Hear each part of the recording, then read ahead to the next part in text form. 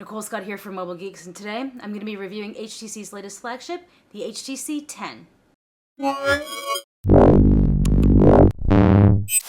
The HTC 10 comes with a 5.2 Quad HD display with a resolution of 2560 by 1440. It's made of Super LCD 5 and actually has curved Gorilla Glass along the edge. Under the hood, we have a Snapdragon 820, which is a quad-core processor clocked at 2.2 GHz with 4 GB of RAM. We have options for 32 and 64 GB of onboard storage, and we have a micro SD card for expansion. It is capable of adaptable storage, which is definitely a plus.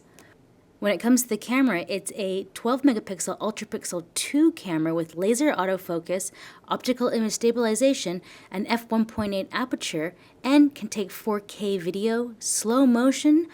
On the front, we have a 5 megapixel shooter, OIS, and an aperture of 1.8. It definitely takes a decent low light photo. Taking a look around the system, you can see that we have a slot for our nano SIM. Along the side, we have that same great texturized power button, a volume rocker, and then here's where we have our micro SD card slot. Along the bottom, we have a USB Type-C connector, and you'll see a speaker. So this is actually the HTC Boom Sound Hi-Fi Edition. We've lost the front-facing speakers for one on the bottom and then one in the earpiece. They did this well because they wanted to add a fingerprint sensor along the front, which I fully support. You'll also see that we have lost the HTC logo, which has shortened the phone a little bit. It's 9mm thick and weighs in at 161 grams. So let's take a look at the camera. The first thing that you're going to notice is that we have black bars on the right and the left. That when you tap to focus, there's actually an exposure. So you just go up and down. There's a little sound. Now, I've actually found that it has some trouble focusing. I'm not a huge fan of that. I think that that definitely needs fixing. Another issue is this this laser autofocus. If you get too close to something, like let's say this mirror, oh, it's not happening. So let's see. Laser autofocus blocked to make sure that it is, not covering. Now, I seem to have been the master of blocking this over the past few days, but HTC is actually going to be fixing it, so not to worry. Now, the camera interface itself has changed a little bit. If we go over here, there's groupings between photo, video, and selfie. And each section has a... Oh, let's head back in there. Sorry about that. Each section has a submenu, so it defaults to a 4:3, but you can also change it to 1:1 or 16:9, where it's going to take up the entire display, or we go back down to the 4:3 because it's 12 megapixel, which is the maximum resolution of the camera. Now, if we go into Pro mode, I found it actually pretty interesting that we can go down to an ISO of 100. I do wish it was 50. But if you do want to macro stuff, I have had trouble getting things to lock to focus, but I found if I go into Pro mode and use this manual focus, I can get like a very decent amount of kind of detail. Now let's just take a look at some of the photos. The food photos tend to look really good. We have like nice detail. I think that this takes a great average shot. That was my dinner. But here actually, if you take a look at this one and we go in on the detail, it's not that sharp. Now if I show you the same photo that I took on the G5, significantly more crisp around the ring. This is selfie mode. So they call it live makeup, but that's, again, no makeup. This is off. They call it live makeup, but really it's like a smoothing of the skin. Now, taking a look at the photos, I think that it does it like the pinks are a little more pink than I expect, but on average, I think it takes a great general shot. Now, I did tune down the brightness, so like I pulled down the auto just to get this background into focus a little bit more. I did find in situations like this that this was a little overexposed, so then I pulled it down, and then the whole photo just kind of came together a little bit better. Same thing here, where I wanted to get the detail, so it just wasn't kind of like shiny blown out. It's been a really crappy week here in Shenzhen, so that's where the tower just disappears into the sky. Right, again, a little too pink, but like a really nice amount of detail on this, like nice crisp, sharp edges. It takes an amazing general photo. Right, those greens are definitely oversaturated, but that's pretty normal. So here in this instance, I think the bokeh looks quite nice. Again, this is the difficulty with the lighting. So you see how we kind of get the twinkling there? Now I've even pulled down the exposure a little bit. It was even more blown out.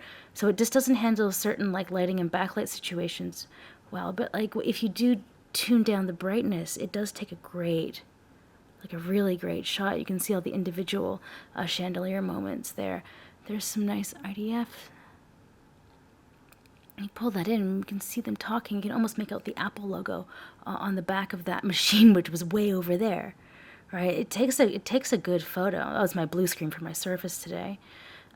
See how it just doesn't handle the lighting as well as I'd like. Now there's a nice outdoor shot. See how that's a little oversaturated there and just blown out.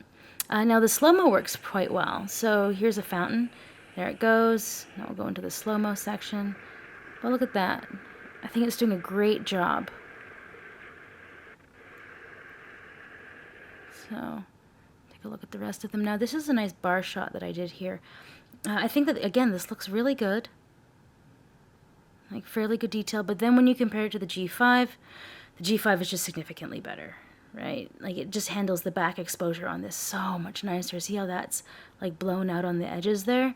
Whereas on the G5 it's kind of crisp and overall a little more bright. But if you have good lighting, perfect. Looks great.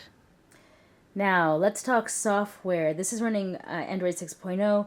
We still have blink feed here on the side. If we pull over, hold down, and you're able to change your themes, change your layout, add widgets. You still have great things like Sense Home, which I think is really great.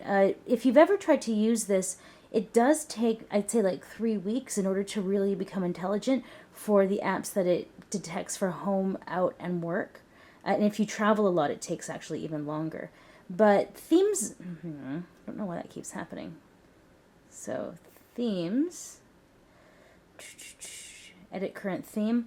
There's some pretty neat stuff in here. Now I've downloaded this one theme called Journey, and it's kind of neat because you can put everything anywhere. It's actually kind of freeform. Right, so here it is. There's the camera, there's your phone, there's messaging, Chrome's a balloon. But for the purposes of this review, we're going to actually just stick with the default theme, just so you guys can kind of get like a little less busy view of what's going on with the phone. So if we pull down, I actually have my VPN running because I'm here in China. But if we pull down, we have the quick launch bar settings up in here. And there's great settings, like the fingerprint scanner is actually pretty nice. I like that I can just tap the actual scanner, like not to set up like a password, but just to like turn the screen on. I can just use my fingerprint to do that, which is, I really like that. And so far the fingerprint sensor is like very accurate, hasn't stumbled at all, just really great. Something else to notice with software. One other thing you want to notice with software is that there is no more HTC Gallery. If you want it, you can get it from Google Play, but you definitely just have to use Google Photos. Now, there's some nice customizations, like here's slow-mo, there's a video, another video, hyperlapse. If I shoot a photo in RAW, there'll also be little icons saying that. Now, if I head on over into albums and device folders, that's where I'll find my media off my phone, as well as the screenshots. So I like that they've just gone with a kind of standard Google Photos for this. We also have Boost Plus, which has a game battery booster, which definitely extends it kind of like reduces the frame rate or like drops it from 1080p to 720p, which is something you probably wouldn't even notice on the display, but it just gives you a little bit extra. And if you go into Manage App and say Activities, this will kind of notify you if you have any spammy apps. So it's nice to kind of go into here every once in a while if you've been just downloading a lot of stuff, just to know kind of what's going on with your phone. Alright, so let's talk battery life. Like I said, I've been running a VPN, so this definitely does eat up more battery. But if we take a look at the usage here, I've been using the camera a lot.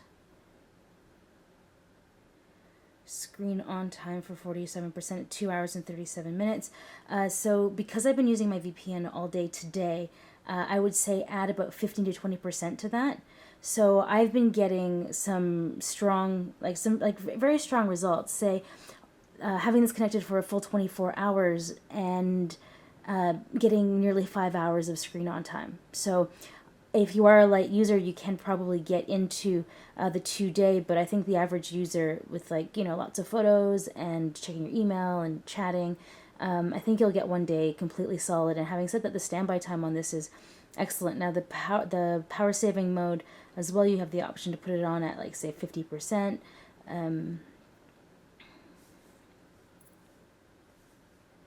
Let's just say, all right, so here's just a quick look at the history. So the cellular network, GPS, Wi-Fi's been on quite a bit, but you can see that the phone has been on quite a lot. I've been using the phone a fair bit, and I plugged that in to transfer a bit of photos right there. But, definitely 1 day, for sure 1 day. Now let's talk audio. Boom sound has been one of the defining moments of HTC for quite a while, losing the front-facing speakers for one here at the bottom and then another here at the top. I was very skeptical, but this is called Boom Sound Hi-Fi Edition, and, well, it's quite good. Off in shadow. It's still really loud, nice and clear. On the rooftops of London.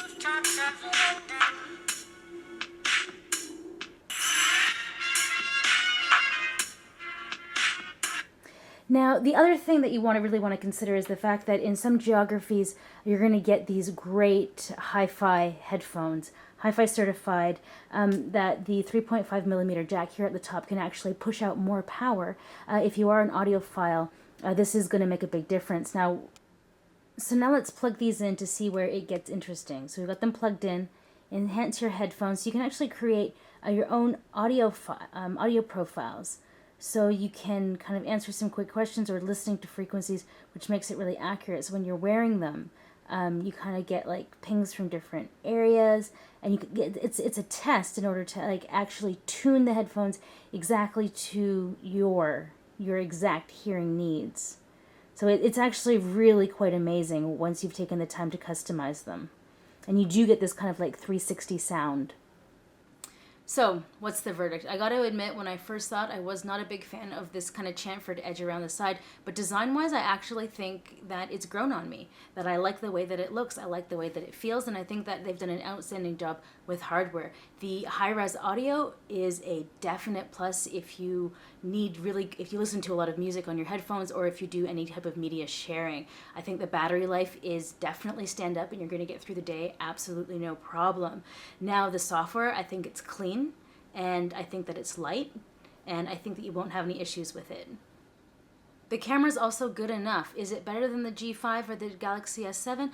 I'm not quite sure. As a point and shoot, I think that both of those cameras do a little bit better. I think in manual mode, you do get a great photo. Will you be disappointed with the photos from the HTC 10? No, you won't. It takes a great average general shot photo, half decent low light photos. I think they need to do some work on the autofocus, and I also think that you won't be disappointed if you do buy it. The downside to me is the display. When you kind of get it on the angle, it does kind of hue red. Now, unless you're definitely putting your phone beside another phone, it probably won't be as drastic as what we've seen here, right? Like when you do a side-by-side, it's like, oh my God, it's awful. But at the same time, if you don't actually compare it to anything, it's totally fine. Catch-22. Once you know that it's red, you can't stop seeing it. I think the HTC 10 is a fantastic phone. Is it good enough? Absolutely. Is it the best smartphone on the market? I think it is competitive. So, will you regret it? Absolutely not. If you liked this video, leave us a comment. If you have any questions, let me know, because I'm going to be using the 10 as my dedicated handset for the next little while.